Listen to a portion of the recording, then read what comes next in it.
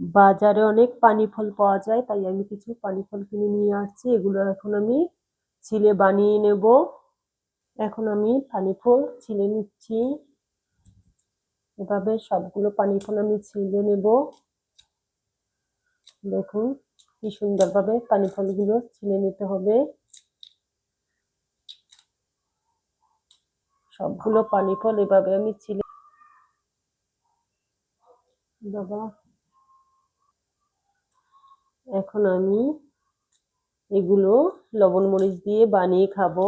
অনেক টেস্টি হয় খাবারটা, একবার হলেও খেয়ে দেখবেন। আমার সবগুলো পানি ফল ছেলা হয়ে গেছে, এখন আমি বানিয়ে নেব। সব উপকরণ আমি রেডি করে রেখেছি। প্রথমে দেব মরিচ গুঁড়ো, সামান্য পরিমাণ বিট লবণ, আর মরিচ লবণ দিয়ে লবণ মেখে রেখেছি সামান্য পরিমাণ দিয়ে মেখে নেব। এখন এভাবে পানি ফল খেলে অনেক মজা লাগে। আমি আপনাদের একটি খেয়ে দেখাচ্ছি। অসম্ভব স্বাদ।